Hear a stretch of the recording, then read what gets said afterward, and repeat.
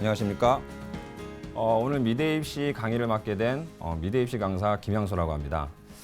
여러분들 그 미대 입시 준비하실 때 여러 가지 이제 고민들이 많으시죠. 예. 그래서 대학을 그 준비를 하시는데 어떤 그 내신과 수능 외에 미대 입시는 이제 실기도 준비해야 되는 부분이 있고요. 또 여러분들이 입시 전략을 세우실 때 이 수시와 정시는 또 어떻게 다른지, 그리고 실기 비중은 또 어떻게 되고, 또 내신과 실기를 또 어떻게 배분을 해야 되는지 여러분들 혼란도가 상당히 클 것으로 예상이 됩니다. 그래서 오늘 제가 여러분들께 강의를 드릴 내용은요. 첫 번째는 미대 입시의 어떤 수시와 정시에 대한 전형 내용을 오늘 준비를 또 해왔고요.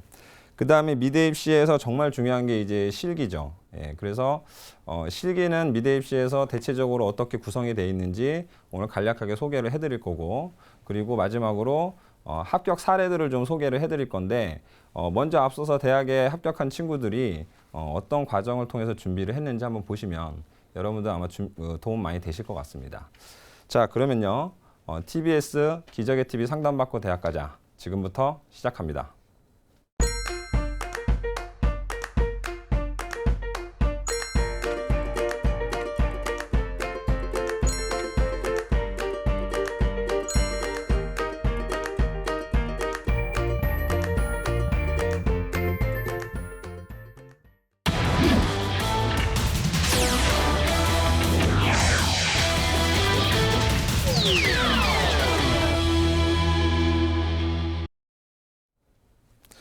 자, 먼저 미대 입시의 어떤 수시와 정시 전형에 대해서 좀 알아보려고 합니다. 먼저 이 수시와 정시의 어떤 그 선택은 굉장히 중요한 요소입니다. 그래서 학생들마다 수시에 적합한 학생들이 있고, 그 다음에 정시에 적합한 학생들이 있을 수가 있는데요. 보통 이제 그 일반 대학들하고 좀 차이점을 좀 살펴본다면, 일반 대학들은 수시 쪽에 70%의 비중을 두고 지원을 하고요. 그 다음에 정시에서는 한 30% 정도 비율을 가지고 이 입시 전략을 안배하게 됩니다. 근데 반대로 이 미술대학 쪽에서는요, 수시 쪽에 30, 그 다음에 정시 쪽에 70, 이렇게 이제 지원 전략을 짜는 경우가 상당히 많아요. 그럼 왜 그러냐면 수시 쪽 같은 경우에는 경쟁률이 이제 굉장히 높죠. 작년에 이제 그 한양대 같은 경우에는 이제 200대 1을 기록한 적도 있었고요. 평균 경쟁률이 이제 수시에서 한 60대 1 정도를 기록하고 있습니다. 그래서 여러분들이 조금 더 합격 확률을 높이고자 한다면 수시보다는 정시 쪽으로 준비를 하시는 게 좋을 것 같은데, 오늘 그 수시에 대한 내용과 그 다음에 이제 정시에 대한 내용을 조금 말씀을 드릴게요. 자, 그럼 먼저 수시 전형에 있어서 주목할 대학들의 어떤 2017학년도 대입 정보를 알아보겠습니다. 서울대처럼 이제 전원을 수시로 선발하는 대학들도 있지만요. 지난해부터 이제 수능 최저가 있는 서류 전형을 도입한 이화여대, 그다음에 대표적인 정시형 학교에서 올해부터 수시 서류 전형이죠. 예, 서류 전형을 신설한 국민대 같은 학교들이 있는데, 이런 대학들의 요강을 한번 간략히 살펴보겠습니다. 자, 화면 보시겠습니다. 자, 지금 보시는 화면은 이제 서울대 미술대학인데요. 서울대 미술대학은 이제 수시로 전원을 선발을 합니다. 총 102명인데요. 가장 중요한 부분은 1단계에서 이제 실기 100%로 진행하는 통합실기평가라는 실기고요. 기초소양평가라고 하죠. 그 다음에 이제 학과마다 실기 시험의 유형이 조금씩 다르기는 한데, 주어진 과제를 다양한 재료로 이제 표현하는 문제가 공통적인 특징입니다. 1차 통합실기평가 합격 후에는 서류 전형으로 이제 생활기록부, 자기소개서 제출, 그리고 면접에서 미술소양과 자질에 대한 종합적인 평가를 통해서 시험이 마무리가 되고요. 이후 이제 수능 최저 기준에 따라서 최종 합격, 그 다음에 불합격, 이런 것들이 결정되게 됩니다. 자, 다음 이화여대 화면 보시겠습니다. 자, 이화여대는 이제 작년부터 그 비실기 서류 전형이 이제 처음으로 생겨났는데, 지금 보시는 화면은 일단은 그 실기 전형입니다. 실기 전형. 그래서 주로 이제 회화, 순수 파트 쪽에 있는 전형인데요. 실기 전형에서 이제 학부별 총 90명을 선발을 합니다. 그래서 1단계 학생부 교과 100%로 14배수 내외를 선발을 하고, 2단계에서 이제 1단계 성적 20%, 실기 80%의 비율로 선발을 합니다. 실기는 이제 제시된 대상과 조건에 의한 표현이라는 드로잉 실기인데요. 요 그 소묘를 굉장히 좀 신경 써서 준비를 많이 해야 됩니다. 수능 최저 학력 기준은 이제 적용되지 않고요. 다음은 이제 비실기 전형 한번 살펴보겠습니다. 자, 지난해부터 이제 신설된 디자인학부 서류 전형에서는 총 32명을 선발을 하는데요. 서류 100%로 이제 지원자의 포괄적인 어떤 학업 역량, 다양한 교내 활동, 디자인 기초 소양 및 발전 가능성 등을 종합적으로 평가를 하게 됩니다. 그래서 실기 전형하고는 조금 차이가 있다면 이제 수능 최저 기준이 적용이 되게 되는데요. 국어, 수학, 영어, 탐구 중에서 3개 영역 등급의 합이 9등급 이내여야 됩니다. 자, 마지막으로 올해 그 특기자 전형을 신설한 국민대 전형을 조금 알아볼 텐데, 물론 이제 정원이 좀 많지 않아서 지원하기가 좀 쉽지 않은 부분이 있습니다. 하지만 그래도 또 특별하게 또 새롭게 생긴 어떤 전형 요소이기 때문에 한번 소개를 해드릴게요. 자, 국민대 화면 보시겠습니다.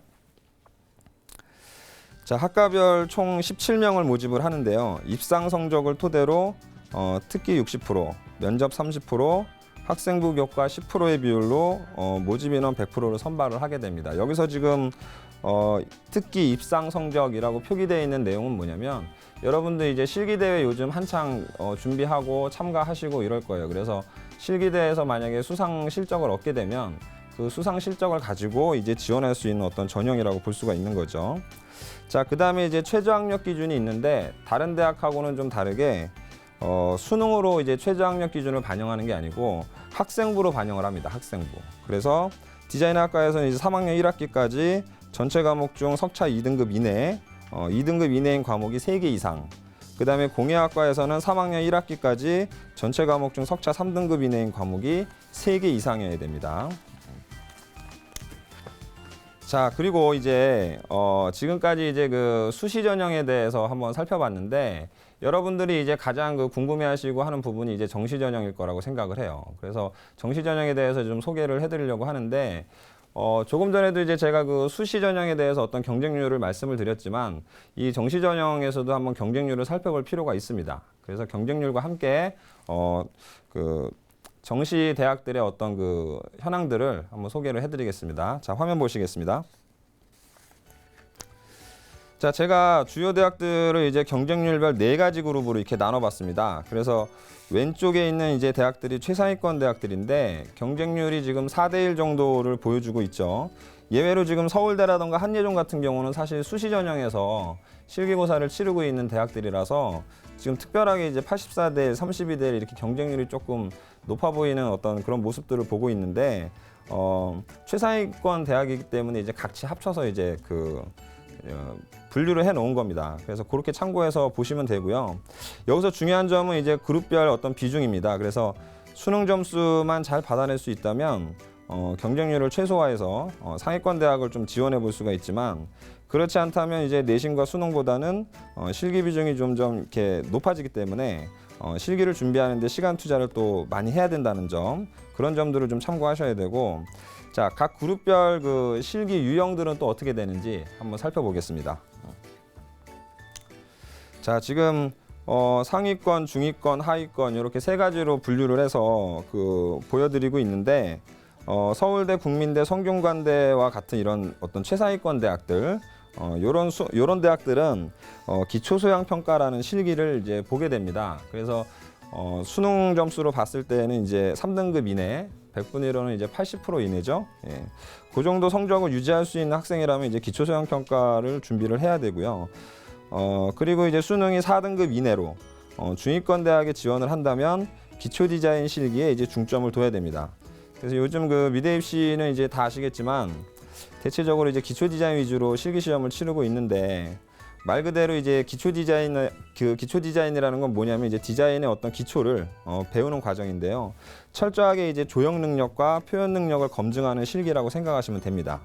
자, 그리고 마지막으로 5등급 이하의 수능 점수가 낮은 그런 학생들이라면 기초 디자인, 사고의 전환, 발상과 표현 등 이런 이제 그 여러 가지 실기 중에서 하나의 실기를 이제 선택해야 되는데요. 앞에서 말씀드렸듯이 이제 수능보다는 실기 쪽에 조금 더 집중하는 자세가 필요합니다. 자, 이제 정리를 하자면 무슨 말이냐면, 여러분들이 가지고 있는 어떤 그 수능 점수에 따라서 자신이 지원하고자 하는 대학도 달라질 수 있고, 준비하고 있는 어떤 실기에 따라서도 대학이 달라질 수 있다. 정리하자면 이제 이런 내용인데 여러분들이 이제 수시에 좀 포커스를 두고 준비하려고 하는 학생들도 있을 거고요. 그 다음에 정시 쪽에 좀 포커스를 두고 준비를 하려고 하는 학생들도 있을 수 있는데 참고로 제가 하나 말씀드리자면 수시에서 이제 합격하는 그림하고 정시에서 합격하는 그림하고는 약간의 차이가 좀 있는 것 같아요.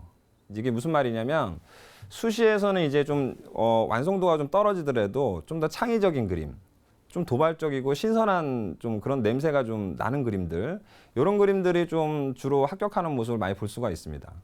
하지만 정시 쪽에 내가 목표를 두고 있다, 이런 학생들이라면요, 너무 이렇게 창의력 쪽으로 이렇게 포커스를 두고 하는 것보다는 조금 더 정리를 많이 해서 이렇게 완성도도 좀 많이 높이고 이렇게 좀 더 안정적인 부분으로 방향을 좀 찾아 나가는 것이 합격할 수 있는데 좀 도움이 될 것 같습니다.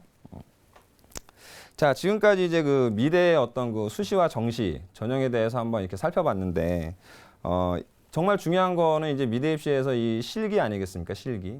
그래서 실기에 대한 얘기를 제가 좀 해보려고 하는데, 먼저 미대 입시를 준비하는 어떤 학생들의 영상을 먼저 보시겠습니다. 화면 보시죠.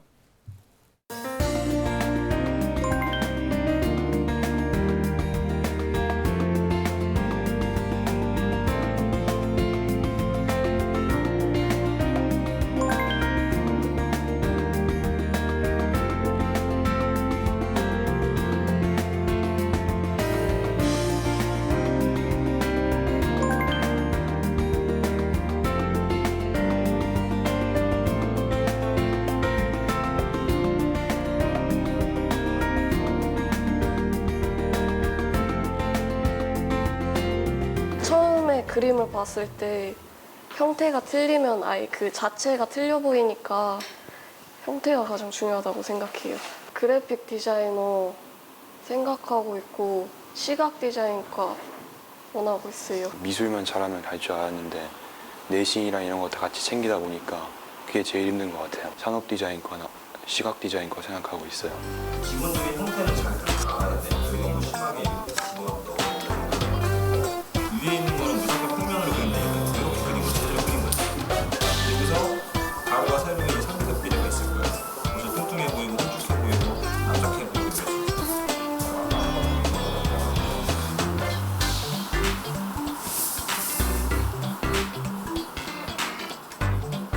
예비반 아이들은 이제 전체적으로 기초 소양이라는 실기가 필요하기 때문에 이제 기초 소양 평가라는 실기를 묶어서 하지만 3학년이 되면 이제 지원하는 대학에 맞춰서 개별적으로 이제 실기를 선택해서 이제 진행을 하게 됩니다.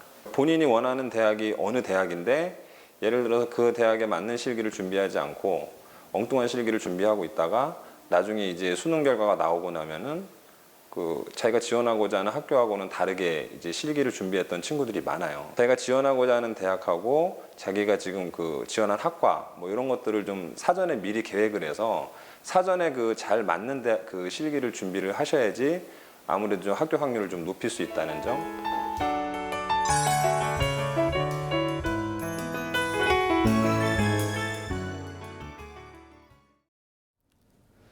자, 실기 준비가 한창인 그 학생들의 영상을 보셨습니다. 그 제가 예전에 그 입시 준비를 할 때만 해도요, 이렇게 잘 그리기만 하면 합격을 많이 할 수가 있었어요. 그래서 표현력이 좀 뛰어났던 그런 학생들이 좀 합격을 많이 하고 했는데 요즘 미대 입시는 예전하고 상당히 많이 다릅니다. 과연 잘 그리기만 하면 대학에 갈 수 있는가? 이 부분에 대해서 좀 짚어볼 필요가 있다고 생각을 해요. 그래서 그 대학에서 교수님들이 정말 원하시는 그 어떤 그림들이 있을 텐데, 그러니까 쉽게 말하면 이제 어떤 그 채점 기준이겠죠. 예, 그래서 오늘 채점 기준에 대해서 좀 말씀드리고, 자신의 그림이 어떤 방향으로 흘러가야 되는지 그 방향성을 한번 제가 오늘 짚어서 한번 말씀을 드릴게요. 자, 미술대학의 채점 기준이 뭘까요? 제가 한번 써보겠습니다. 자, 지금 제가 좀 전에 그 실기를 세 가지로 분류를 해서 말씀을 드렸는데, 자, 기초 소양 실기가 있고요. 그 다음에 기초 디자인 실기가 있죠. 그 다음에 이제 사고에 전한 발상과 표현은 보통 묶어서 얘기를 합니다. 이렇게. 자, 미술대학에는요, 채점 기준이 딱 세 가지예요. 세 가지. 세 가지만 여러분들이 기억하시면 되는데, 첫 번째가 이제 뭐냐면 조형 능력. 그 다음에 발상 능력, 그 다음에 표현 능력입니다. 그러니까 여러분들이 그림을 그냥 잘 그리기만 하는 게 중요한 게 아니라 거기에는 조형 능력도 들어가 있어야 되고 창의력도 들어가 있어야 돼요. 이 세 가지를 총망라해서 이제 보고 있는 게 바로 이 기초 소양 평가에 해당하는 거고요. 자, 기초 디자인 실기는 이제 발상 능력이 없죠. 그래서 조형 능력하고 표현 능력만 연습하면 기초 디자인 실기는 잘 할 수 있습니다. 근데 요즘에는 이제 조금 달라지는 게 뭐냐면 기초 디자인 실기에도 창의력이 조금씩 반영되는 요렇게 좀 실기가 트렌드로 조금씩 바뀌어가고 있어요. 근데 이제 기초 소양 평가하고 뭐 사고의 전환하고 조금 비교를 해서 얘기한다면 굉장히 극히 이제 미미한 부분이긴 한데 아이디어 전개하는 능력도 조금 필요한 부분이 있습니다. 그래서 약간의 그 비중 차이가 있다는 점 그런 걸 좀 이해하시면 되고 사고 발상 같은 경우에도 지금 보시면 이제 발상 능력하고 표현 능력 자 이렇게 두 가지를 위주로 보게 되죠. 그렇지만 사고의 전환 발상과 표현 이 실기도 조형 능력이 없으면 안 돼요. 예. 조형 능력이 없으면 이 좋은 구도를 뜰 수가 없기 때문에 결국에는 요 위에 있는 요 세 가지 내용이 다 준비가 돼야 됩니다. 여러분들이 다 학습을 해야 되고 거기에 이제 대학에 따라서 약간 비중 차이가 좀 있다는 거죠. 그래서 오늘 그 전체적으로 지금 그 미대 입시 어떤 트렌드라고 하면 이 채점 기준의 세 가지 표현력, 그다음에 발상력, 조형 능력 이 세 가지를 제가 말씀드렸는데 전체적인 트렌드는 이제 조형 능력 중심으로 흘러가고 있어요. 모든 실기의 어떤 그 전반적인 그 분위기가. 그래서 여러분들이 그 조형에 대한 기초 조형에 대한 공부를 좀 튼튼하게 해 두셔야지 좀 합격할 수 있지 않나. 저는 이제 그렇게 생각을 하고 있는데 이 조형에 대한 이야기를 조금 간단하게 좀 말씀을 드리겠습니다. 자, 제가 지금 간단하게 그림을 좀 그릴 건데요. 자, 보시면은 이 조형 심리에 대한 수업을 이제 저는 아이들한테 가르치고 있는데 조형 심리에 대한 얘기를 조금 해볼게요. 자, 제가 캐릭터를 지금 그려보겠습니다. 이렇게. 자, 이런 귀여운 캐릭터가 있고요. 자, 또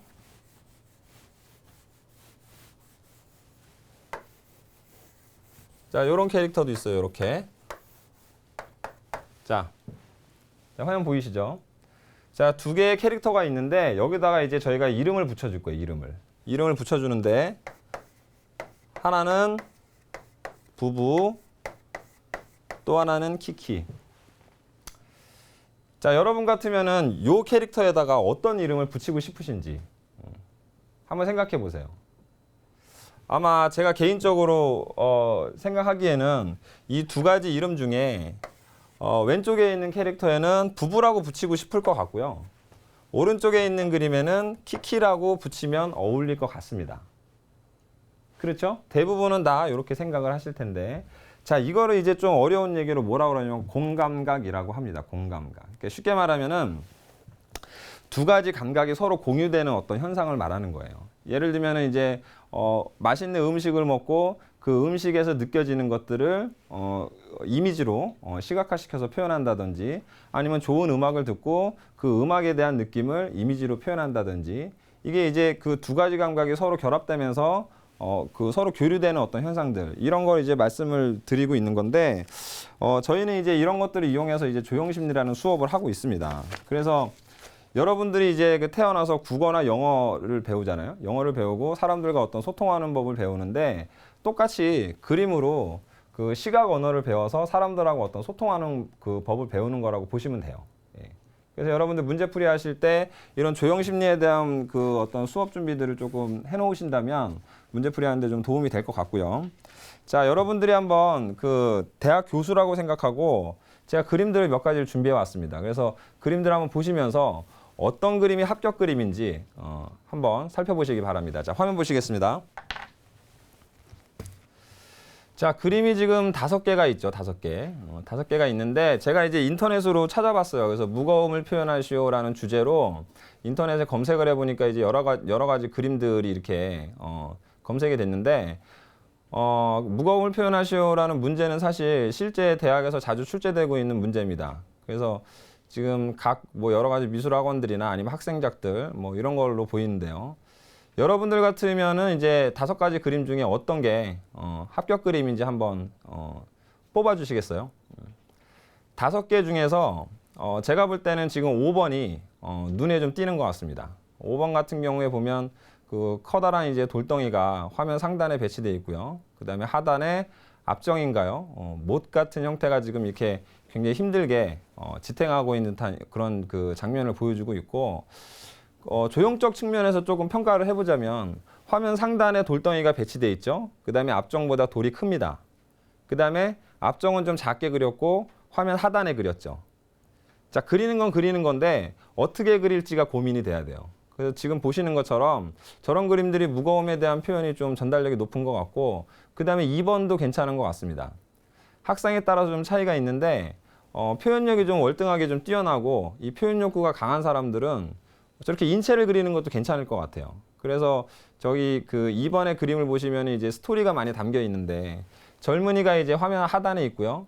그 다음에 이제 화면 상단에는 이제 할머니가 이렇게 편안하게 지금 앉아 있습니다. 그러니까 그 우리 그 사회의 어떤 현상, 그 지금 고령화 사회를 이제 표현한 것 같은데, 저것도 무거움에 대한 어떤 내용이 될 수 있을 것 같아요. 그래서 그런 부분도 괜찮은 것 같고, 4번 같은 경우도 괜찮은 것 같습니다. 지금 다이어트와 관련된 어떤 내용을 지금 그 표현한 것 같은데, 뭐 음식을 많이 먹으면 이렇게 살이 찐다. 그래서 몸이 무거워진다. 이제 그런 내용을 표현한 것 같네요. 근데 이제 1번하고 3번 같은 경우는 무슨 말인지 잘 모르겠습니다. 그래서 제 생각에는 떨어진다면 1번하고 3번은 좀 불합격하지 않을까. 이렇게 좀 생각이 들고요.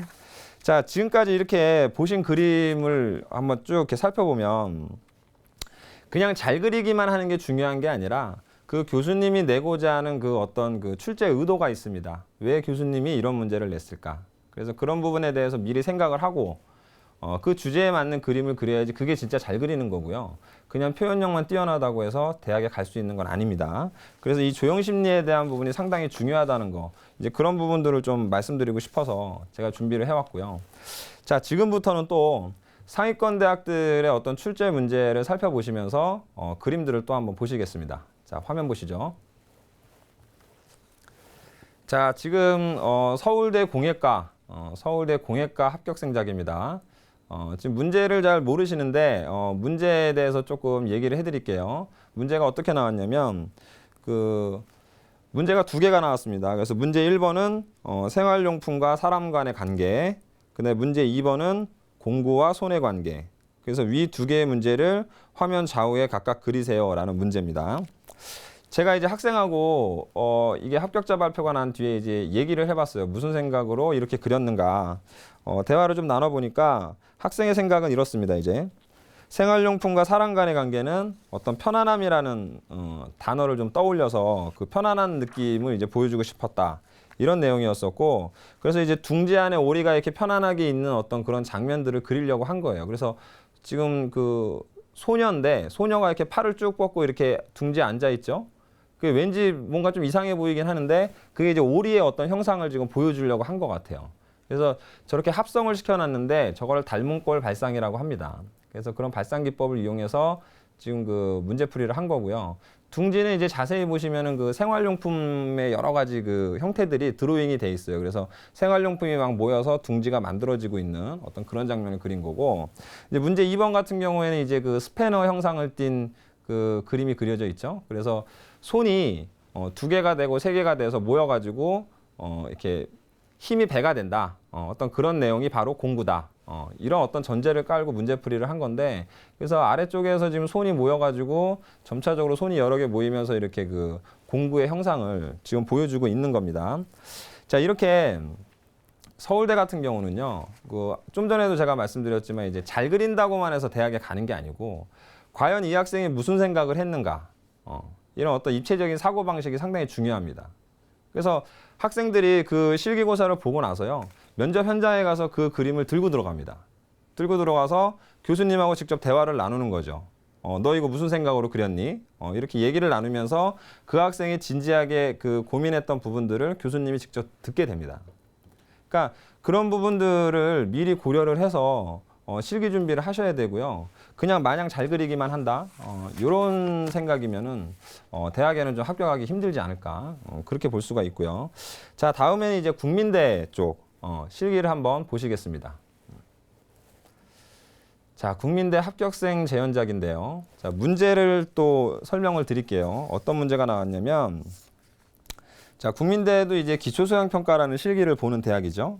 그래서 문제를 살펴보면 플라잉 요가를 하는 인체 그림을 주고, 지금 왼쪽에 보이시는 인체 드로잉이 플라잉 요가를 하고 있는 인체 드로잉입니다. 그리고 또 한 장의 이미지에는 이제 금속구, 나무 잎방채들, 그리고 빨간색, 녹색으로 이렇게 엉켜 있는 어떤 그림을 줬어요. 그래서 두 장의 이미지를 주고 이제 조건이 나옵니다. 조건이 나오는데 플라잉 요가를 하는 인체를 금속과 나무 잎방채들로 다시 재구성해서 공간을 만들고, 빨간색과 녹색의 그림은 플라잉 요가를 하는 천에 자연스럽게 입히라. 뭐 이제 그런 문제였는데, 합격생의 어떤 작품을 좀 보시면요, 조건 그대로 그린 어떤 특징을 잘 볼 수가 있습니다. 그래서 공간 구성도 잘 돼 있고요, 인체도 자연스럽게 드로잉이 된 것 같고, 천의 어떤 그런 느낌들도 자연스럽게 지금 그 표현이 돼 있는 것 같은데, 조건을 상당히 잘 지켜서 그려낸 그림이라고 볼 수가 있습니다. 제가 좀 부연 설명을 하기 위해서 그 같은 문제의 다른 합격생 작품들을 더 가지고 왔는데 한번 같이 보시겠습니다.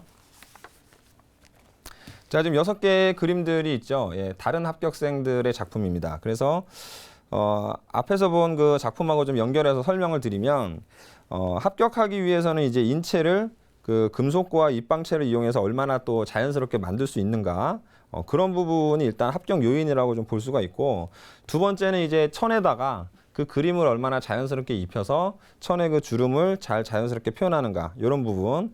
그다음에 마지막으로는 이제 공간 표현이 될 것 같아요. 그래서 인체를 이제 뭐 크게 그리고 작게 그리고 해서 화면에다가 이렇게 배치를 하게 되는데, 자연스럽게 잘 배치를 했을 때 자연스러운 공간이 나오겠죠. 그래서 지금 합격한 그림들은 그런 세 가지 내용들이 잘 표현된 사례라고 이제 볼 수가 있습니다. 자, 마지막으로는요, 건국대 출제 문제를 한번 보시겠습니다. 이 건국대는 대표적으로 이 기초 디자인을 보는 대학인데, 조금 전에 제가 말씀드렸지만 이제 아이디어 능력보다는 조형 능력, 표현 능력을 굉장히 중요하게 생각하는 어떤 그런 실기라고 볼 수가 있죠. 자, 출제 문제 한번 보시겠습니다. 자, 지금 보신 게 이제 합격생 작이고요.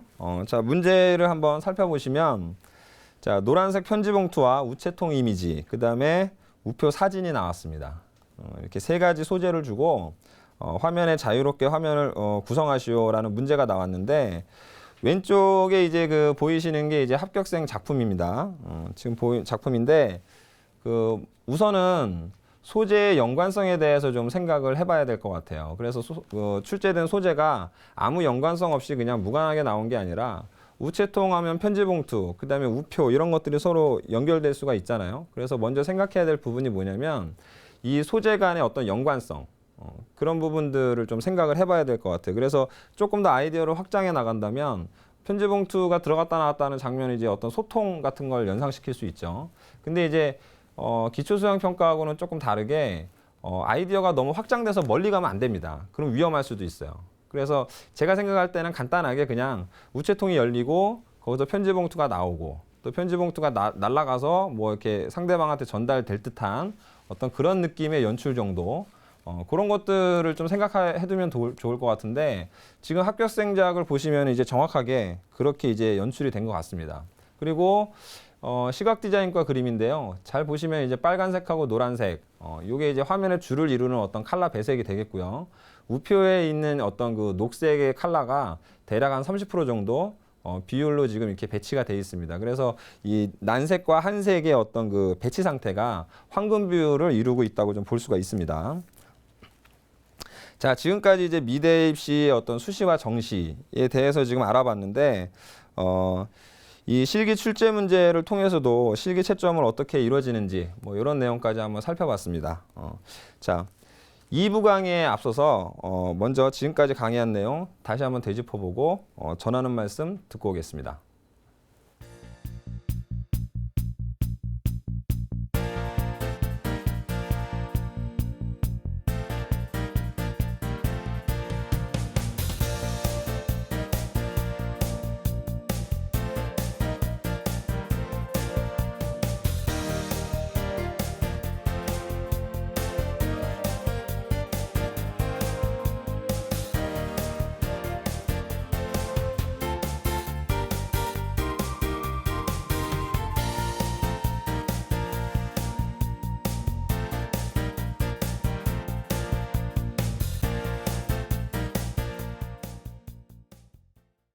기적의 TV 상담받고 대학 가자 수시 상담을 신청하세요.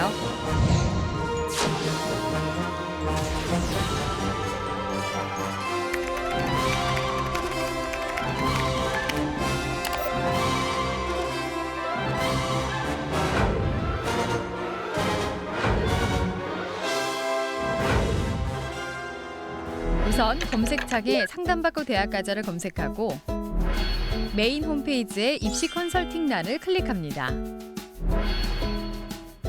이용 동의와 가입 정보를 작성한 후 신청 양식에 따라 작성하면 완료. 기적의 TV 상담받고 대학 가자 수준 높은 대입 컨설팅 지금 바로 신청하세요.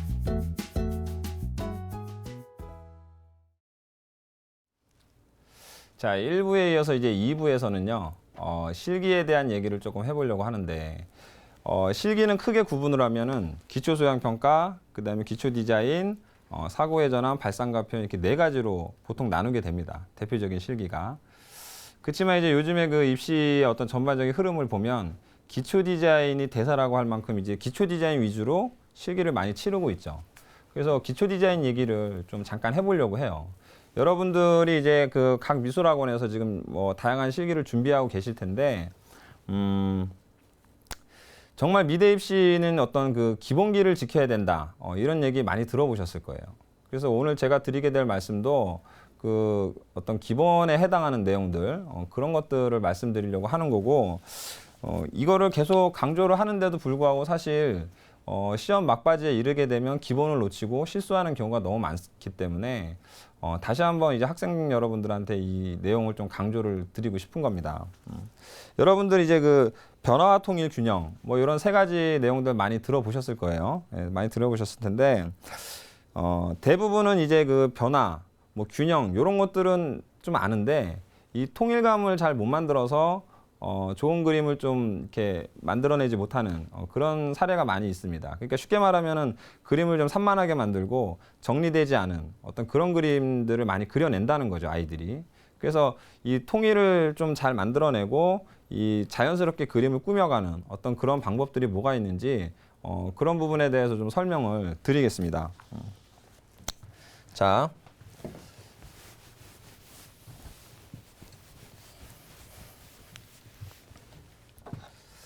자, 여러분들 이제 시험장에서 이 기초 디자인은 그 점선면의 요소들이 나오죠. 예, 그래서 여러분들 많이 들어보셨을 텐데 점 요소 성격의 사물이 나올 수도 있고 선이나 면의 성격을 가진 어떤 사물이 나올 수도 있습니다. 예, 나올 수도 있는데 이럴 때 이 소재들마다 내가 어떻게 다루어야 하는지 머릿속에 좀 매뉴얼로 이렇게 정해놓을 어떤 그 필요가 있어요. 예. 근데 만약에 점 요소가 출제가 됐다. 이렇게 되면요. 기울기나 방향성보다는 크기나 간격 같은 게 조금 더 이렇게 유용하게 쓸 확률이 높습니다. 예, 점 요소는 일단 방향성이 없으니까요. 반대로 이제 선이나 면 요소는 방향성이나 기울기 뭐 이런 것들이 좀 중요해지는 어떤 그런 상황이 되겠죠. 그래서 만약에 점 요소가 출제가 됐다 그러면요. 제가 사례를 들어서 얘기를 해볼게요. 자,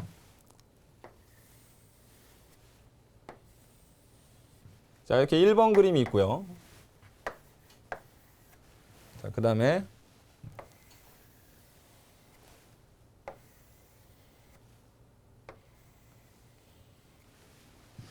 자, 약간 애매해 보일 수도 있는데 두 그림의 차이를 한번 설명을 드려볼게요. 자, 지금 제가 뭘 그렸냐면 바로 자, 크기 변화에 대해서 지금 설명을 드리려고 하는 겁니다. 크기 변화.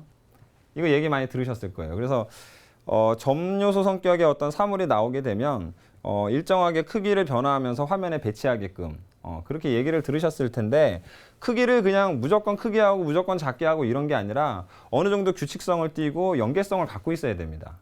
그래야지 화면을 자연스럽게 만드는 어떤 그런 어떤 툴이 되는데 지금 2번보다는 1번이 조금 더 이게 자연스러울 거예요. 이렇게 시선이 이동하는 게 이게 조금 더 자연스럽죠. 이거는 왠지 이렇게 끊겨가지고 얘네 둘이 친한 것 같고 얘는 좀 외로워 보여요. 지금 그림이. 그쵸? 이건 자연스럽지 않은 겁니다. 근데 1번에서 지금 보시면은 크기 변화가 일정하게 작아지고 있습니다. 이렇게. 일정하게. 이게 지금 상당히 중요한 거죠. 그러니까 크기 변화를 줄 때에는 무조건 큰 걸 넣고 작은 걸 넣고 하는 것이 아니라 내가 시선 유도가 될 수 있겠는지 어느 정도 그 연계성을 생각해서 하나, 둘, 셋, 넷 이렇게 크기를 조절해 가면서 배치하시면 좀 좋은 화면을 만드는데 도움이 되실 것 같고요. 자, 또 하나 또 얘기를 해볼게요. 자, 물체가 화면 안에 등장을 할 때에는 서로 어느 정도 이렇게 유기적인 관계를 형성하게끔 돼 있어요. 아무 무관하게 이제 그 별로 친하지 않은 것처럼 이렇게 물체가 들어가는 것이 아니고 서로 약간 호흡한다고 해야 될까요? 서로 이야기하듯이 이렇게 화면에 배치되는 것이 좋은데 예를 들어서 한 화면에서 자, 물체를 자, 이렇게 그렸습니다. 자, 여기 1번이고요. 자, 여기 2번에서는 물체를 자, 이렇게 그렸습니다. 자, 지금 두 화면의 차이는요, 바로 이 간격에 대한 얘기인데요. 간격에 대한 얘기인데, 여러분들이 이제 같은 물체를 반복해서 화면에다가 배치를 할 때에는 이 간격에 대한 문제도 좀 있어요. 너무 이렇게 멀리 떨어지게 되면요, 독립된 개체로 읽게 됩니다. 서로 안 친한 것처럼. 얘네들이 조금 더 자연스러운 화면을 만들려면요, 제 생각에는 이렇게 들어가면 좀 더 자연스러워질 것 같아요. 그쵸? 요 같은 경우는 이제 간격이 어느 정도 이렇게 이격돼 있는데 너무 멀지도 않고 너무 가깝지도 않은 그 서로 소재 간의 어떤 거리가 이렇게 그 호흡하기 딱 좋은 어떤 일정한 거리가 있어요. 근데 이거를 여러분들이 그냥 말로 이해하시는 것이 중요한 게 아니라 여러 번 기초 훈련을 이제 반복을 하시면서 그러니까 그려보면서 직접 눈으로 보고 몸으로 느껴야지만 이게 실기력이 좋아질 수가 있습니다. 설명하는 건 그냥 이런 것들은 이제 그 설명하기 좋게 체계화 시켜놓은 것 뿐인 거고요. 그림은 그냥 그림으로서 느껴야 되겠죠. 그렇죠? 그래서 지금 제가 크기에 대한 내용하고 간격에 대한 내용을 설명을 드린 겁니다. 만약에 시험장에서 점요소 성격이 강한 사물이 나왔다. 그렇게 된다면 이 크기에 대한 문제, 그 다음에 간격에 대한 문제 이런 것들을 좀 중점적으로 생각을 하셔가지고 화면을 꾸미시면 좋을 것 같고요. 또 이 크기나 간격에 대한 문제가 점요소만 해당되는 게 아니라 선요소나 면요소에도 크기나 간격의 문제는 있죠. 그렇지만 이 선요소나 면요소에는 이제 크기와 간격 외에 기울기, 방향성 또 이런 문제가 있습니다. 그래서 조금 더 활용도가 높아지죠. 그래서 학생들은 이제 수업할 때 보면 점요소보다는 선요소를 상당히 많이 어려워하는 것 같아요. 많이 어려워하는 것 같은데 그러면 선요소에 대해서 이제 준비를 좀 더 많이 해야 되겠죠. 자, 그럼 두 번째로 이제 제가 기울기와 방향성에 대해서 한번 설명을 드릴게요. 자, 선이 있습니다. 선. 자, 선이죠. 자, 다음 선이 들어가는데 다음 선이 들어갈 때는요. 지금 첫 번째 기울기가 이렇게 정해져 있기 때문에 그 다음 기울기는 이렇게 함부로 못 들어갑니다. 이렇게. 그럼 이제 산만해지는 거예요. 이렇게 들어가면. 조금 더 자연스럽게 들어가려면 어떻게 해야 되냐면 기울기를 함부로 이렇게 틀면 안 되고요. 한 요 정도? 요 정도 가능합니다. 첫 번째 잡아놓은 기울기에서 약간만 틀어주는 거죠. 이게 한 45도 가까이 이렇게 가버리면 이때부터 산만해지는 거예요. 예. 그 45, 한 30도 이내? 굳이 각도로 얘기한다면 그런 건데 약간만 틀어주는 겁니다. 근데 내가 하나를 더 반복시키고 싶다. 그러면 그 다음 거는 이렇게 들어갈 수 있는 거죠. 자, 이런 식으로 해서 계속 반복을 시키면 기울기를 이렇게 조금씩 틀게 됩니다. 이게. 자, 뭐가 나오나? 율동미가 나오죠. 예, 이게 바로 리듬 율동입니다. 율동인데 지금 제가 기울기에 대해서 설명을 드리고 있는데 만약에 예를 들어서 기울기가 이렇게 막 들어가면요. 이거는 이제 뭐 거의 뭐 망한 겁니다. 지금. 예, 산만하죠. 그림이. 그래서 이렇게 그리면 안 되고요. 자기가 처음에 잡아놓은 어떤 기준을 중심으로 해서 기울기를 조금씩 잘 틀어주면 자연스러운 화면을 만들 수가 있고 그게 바로 통일감이 되는 겁니다. 그렇게 머릿속에 정리를 해두시면 되고요. 자, 그 다음에 방향성이라는 게 있는데 자, 또 선을 그릴게요. 자, 선요소 성격을 가진 사물은요. 방향성을 나타낼 수가 있어요. 방향성을 나타낼 수가 있는데 지금 이 선은요. 이쪽 방향인지 이쪽 방향인지 아직까지는 모르겠습니다. 아직까지는 모르겠는데 자, 여기다가 선을 이렇게 반복시켜 볼게요. 그러면 이쪽보다는 이쪽으로 시선이 이렇게 이동하는 느낌이 듭니다. 이때는. 그렇죠? 그래서 이게 이제 방향성의 어떤 성격을 지금 설명해주고 있는데 이런 방향성을 가지고 이제 어떻게 활용을 하는가? 어떻게 활용을 하냐면 첫 번째는 주제를 강조하는 방법이 있고요. 두 번째는 시선을 유도하는 방법이 있습니다.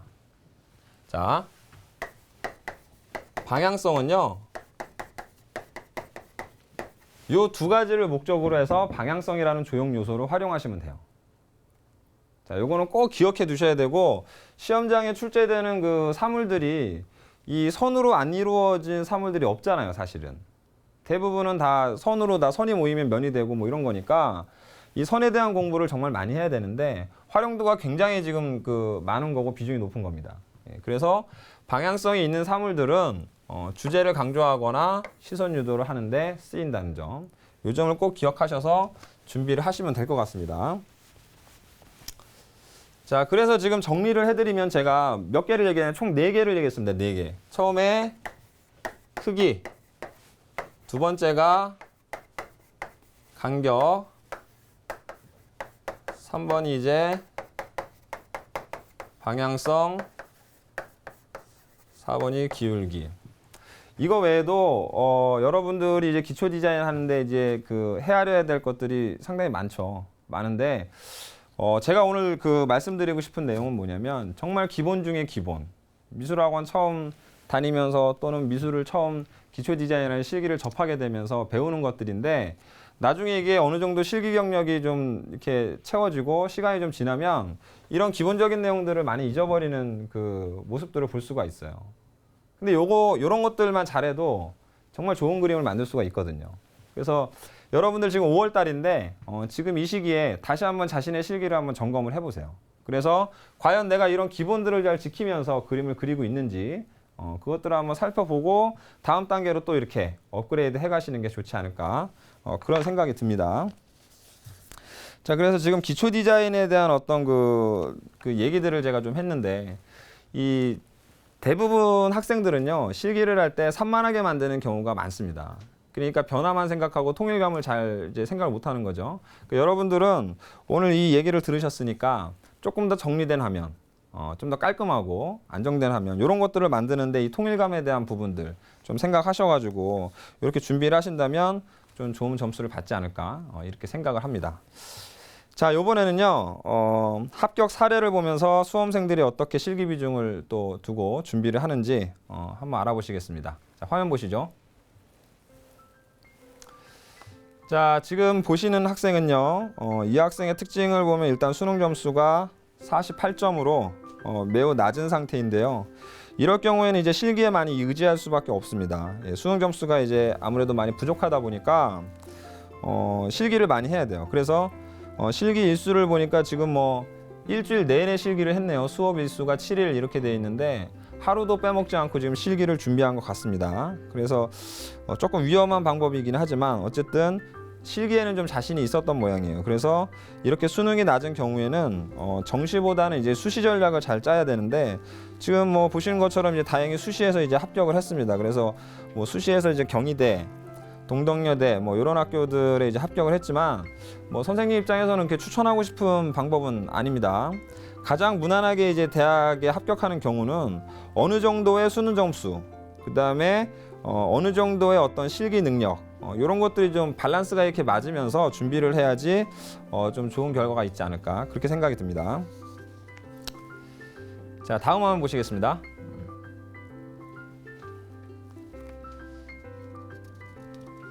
자, 지금 이번에 보시는 학생은요 이제 점수가 굉장히 높네요. 그래서 수능 100분위가 지금 89점인데 이 정도면 이제 3등급 이내로 그 최상위권 성적이라고 볼 수가 있고요. 더욱이 실기 경력도 이제 4년이고 점수가 높으니까 이제 기초수학평가를 중심으로 해서 5일 수업을 받았네요. 그래서 서울대를 준비를 했는데 1단계는 통과했는데 이제 아쉽게 떨어졌습니다. 그래서 정시 지원을 했는데 가군, 나군, 다군 모두 합격을 했고요. 이런 친구들은 사실 입시에서 상당히 유리하다고 볼 수가 있는데 사실은 이렇게 많이는 없습니다. 자, 다음 학생 보시겠습니다. 자, 이제 이 학생은 이제 수능 점수가 62%인데 아마 대부분 수험생들이 이제 이 학생과 비슷한 케이스에 해당이 될 거예요. 그래서 특징을 보시면 수시 지원을 하지 않고 정시에 집중했다는 겁니다, 지금.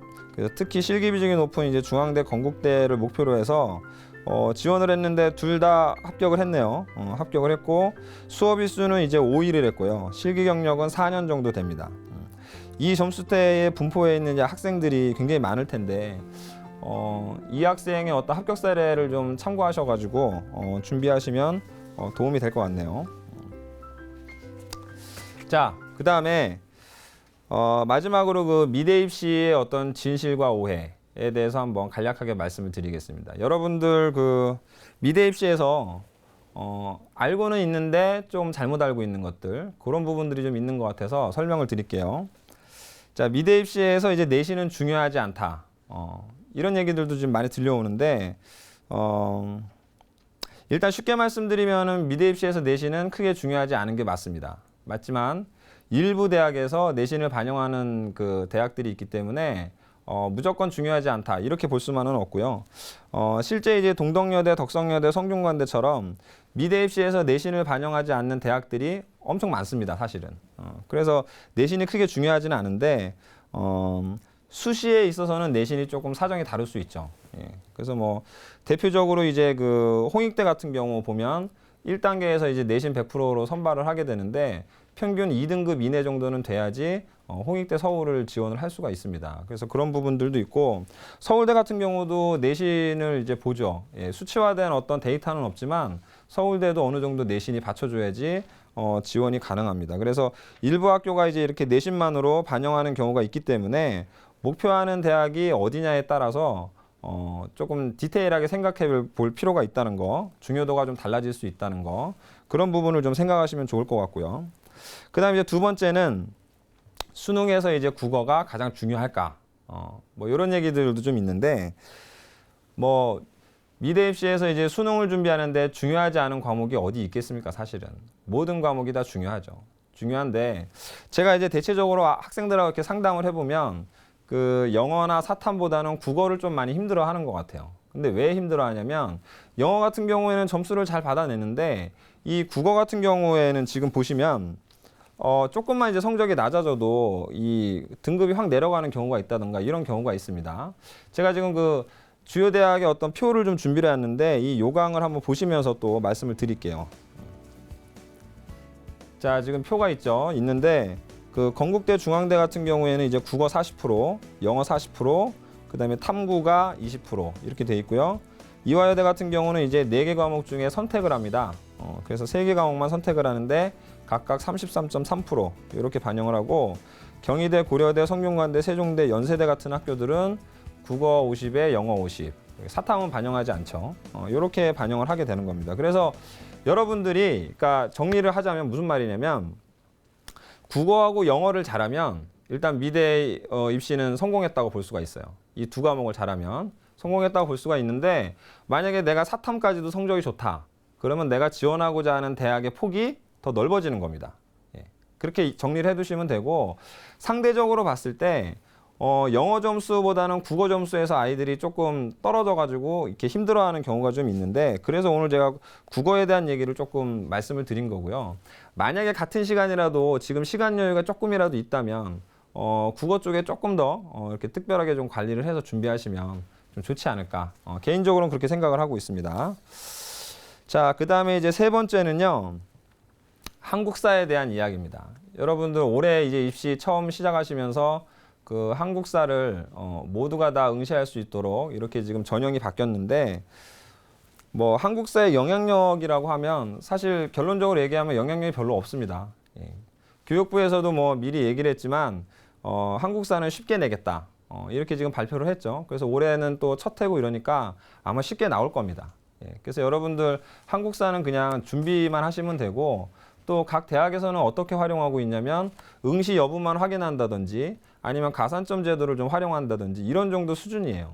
예, 그러니까 여러분들은 그냥 성적이 조금 낮아도 크게 걱정하실 거는 없고 만약에 한국사를 공부하실 거면 그 사이에 차라리 수능이나 아니면은 뭐 실기 이런 쪽에다도 투자를 하셔갖고 준비하시는 게 더 좋을 것 같습니다. 예.